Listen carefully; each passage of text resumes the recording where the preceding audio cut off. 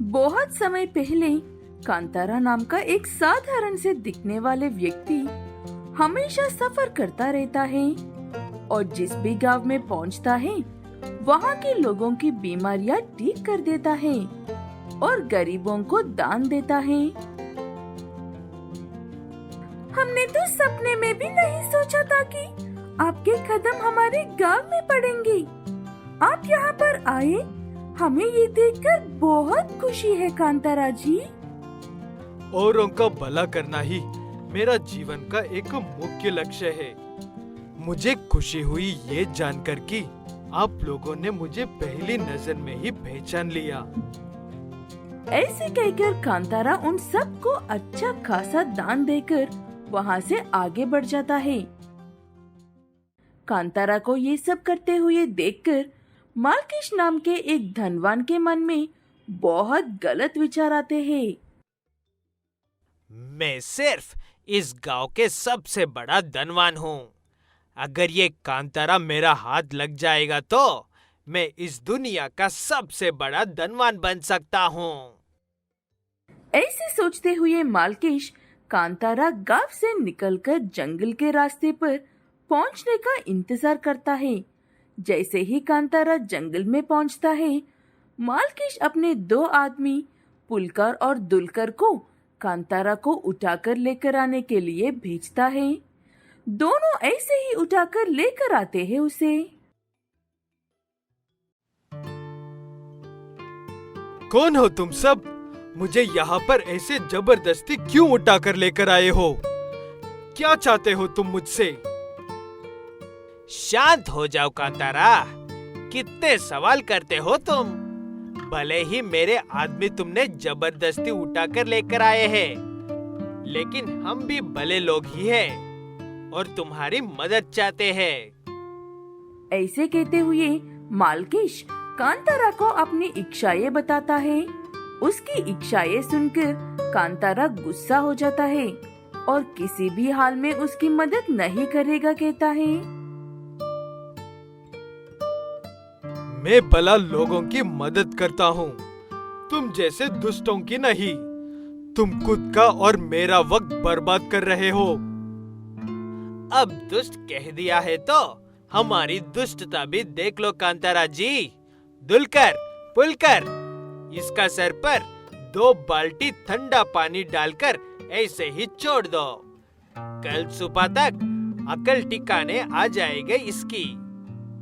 दुलकर और पुलकर 2 बाल्टी ठंडा पानी लेकर आकर कांतारा पर डालते हैं। उसके बाद उसे ऐसे ही कुर्सी से बांधा हुआ छोड़कर वहाँ से चले जाते हैं।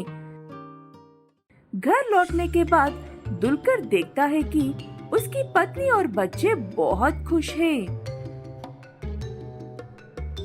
क्या बात है लैला, आज बहुत खुश लग रहे हो तुम सब।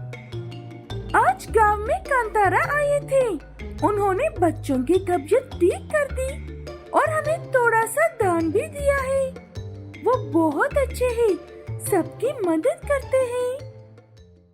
अपनी पत्नी की बात सुनने के बाद दुलकर को बुरा लगता है, क्योंकि वो अभी अभी उसी कांतारा को ठंडे पानी में छोड़कर आया है। इसलिए वो बेचैन और परेशान हो रहा था। तब उसे उसकी पत्नी पूछती है कि बात क्या है। मैंने बहुत बड़ी गलती कर दी है लैला। मैंने और पुलकर ने मालिक के कहने पर एक बंद कमरे में ठंडे पानी में भीगने के लिए छोड़कर आए हैं। तुम्हारा दिमाग खराब हो गया है क्या दुलकर? कांतारा के साथ ऐसा करने का सोचा भी कैसे तुमने? अभी जाकर उन्हें आजाद कर दो।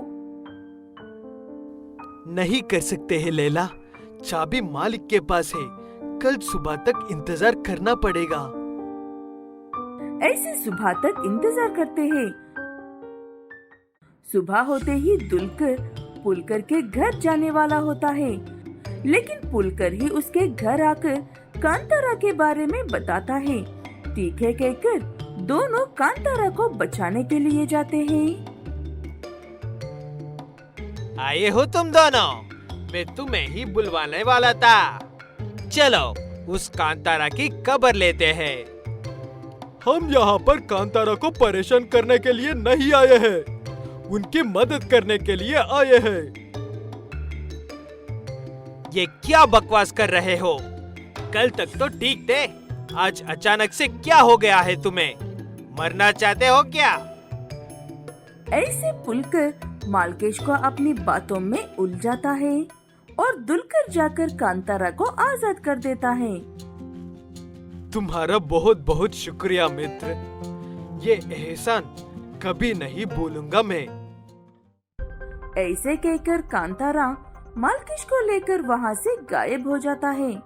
उसके बाद कभी भी कोई भी मालकेश और कांतारा को नहीं देखते हैं। उज्जवलपुर नाम के एक गांव के पास वाले जंगल में जाली नाम की एक जादूगरनी अपने चांद जैसे घर में रहती है। जादूगरनी को उसकी शक्तियाँ उसके चांद जैसे घर से मिलती है और हमेशा अपनी शक्तियों का इस्तेमाल औरों की भलाई के लिए ही करती है। ये बात चांद को बिल्कुल भी पसंद नहीं आती है। मेरे बच्चे की तबीयत खराब है जादूगरनी जी, मैंने इसका अच्छे से अच्छे हॉस्पिटल में इलाज करवा कर देखा है, लेकिन ये ठीक ही नहीं होता है। अच्छा, क्या नाम है बेटा तुम्हारा? यहाँ मेरे पास आओ, देखो मेरे पास क्या है। ऐसे कहकर जादूगरनी बच्चे को अपने पास बैठाकर एक पल में ही उसे ठीक कर देती है और उसे अपनी माँ के पास भेज देती है। वो महिला खुश होकर धन्यवाद कहकर वहाँ से चली जाती है। उसके बाद चांद घर और जादूगरनी के बीच बहस होती है। क्या मिला तुम्हें उनकी मदद करके? क्यों मेरी शक्तियों को ऐसे बेकार में इस्तेमाल कर रही हो? मैं तुम्हारे जादू से बंद हुआ हूँ, इसीलिए चुप हूँ। हर बात अपने फायदे के लिए नहीं होती है चंदू, और वैसे भी तुम्हारा जल्द ही पीछा छूटने वाला है मुझसे। मैं जिन्हें ठीक करती हूँ उनकी सारी बीमारी मुझ में आ जाती है। मेरे पास ज्यादा वक्त नहीं है। वो बात सुनकर चांद भी चुप हो जाता है। ऐसे ही वक्त गुजरता जाता है और एक दिन गांव वालों को ये खबर मिलती है। आज रात बहुत बड़ा तूफान होने वाला है। उज्जवलपुर वालों से निवेदन है कि जितनी जल्दी हो सके कुछ दिनों के लिए गांव से बाहर चले जाओ। ये कैसे मुसीबत आ पड़ रहा है हमारे ऊपर? अब अचानक से घर बाहर छोड़कर कहाँ जाएंगे हम? कहीं पर भी जाने से पहले एक बार जादूगरनी से बात करना बेहतर होगा। वो हमेशा हमारी मदद करती है। लेकिन वो तो सिर्फ बीमारियां ठीक करती है। वो भला हमारी क्या मदद कर सकती है इस तूफान में? आखिर में जादूगरनी से बात करना ही तय होता है। कुछ लोग जाकर उसे तूफान के बारे में बताते हैं। जादूगरनी इससे पहले कि कुछ कहती, चांद पीछे कह देता है कि जादूगरनी तुम्हारी मदद जरूर करेगी। मेरे प्यारे दोस्त और मेरे घर ने कह दिया है तो मैं तुम्हारी मदद जरूर करूंगी। तुम सब जाकर अपने घरों में सुकून से सो सकते हो। सब एक लंबी सांस लेकर लौट जाता है और बाकी के गांव वालों को भी ये बात बता देते हैं। जादूगरनी बारिश के पानी को अपने अंदर समाने के लिए खड़ी हो जाती है। इस बात से चांद बहुत खुश था। आखिरकार मुझे इससे छुटकारा मिलने वाला है। मैं आजाद हो जाऊंगा और ये केक उज्जवलपुर वालों को दिखाऊंगा। मैं सिर्फ एक चांद और एक घर से ज्यादा हूँ। जादूगरनी गांव बचा लेती है और कमजोर पड़कर मर जाती है। ये बात पता चलने के बाद गांव वाले बहुत दुखी होते हैं और बहुत अच्छे से अंतिम संस्कार करते हैं। मैंने कहा था वो सिर्फ तबीयत ठीक करने के लिए सही है। ऐसा नहीं हुआ तो आज हमारी जादूगरनी हमारे साथ होती। जादूगरनी हमेशा कहती थी कि उसे शक्तियाँ उस चांद घर से मिलती है। वो जरूरत पड़ने पर हमारी मदद करेगा। ठीक है कहकर लोग फिलहाल के लिए चुप रहकर जरूरत पड़ने पर चांद के पास जाते हैं और अपनी समस्या बताते हैं। लेकिन वो ये नहीं जानते थे कि चांद की सोच कैसी है, इसलिए उसकी बातें सुनकर हैरान हो जाते हैं।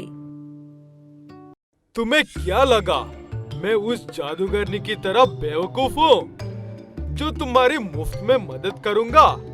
मेरी मदद चाहिए तो मुझे पैसे दो, और गांव में रहना है तो टैक्स देना पड़ेगा। ये बात जाकर सारे गांव में बता दो। मैं कुछ ही देर में आ रहा हूँ वहाँ पर राज करने के लिए। चांद की बातों से डरे हुए गांव वाले वापस लौटकर सबको चांद के बारे में बताते हैं और हमेशा की तरह सब उस बूढ़े व्यक्ति पर चिल्लाते हैं। इस बार उसके पास भी कहने के लिए कुछ भी नहीं था, ना जादूगरनी ना चांद। मरने वाले से बचने वाला बड़ा होता है, आने दो उसे।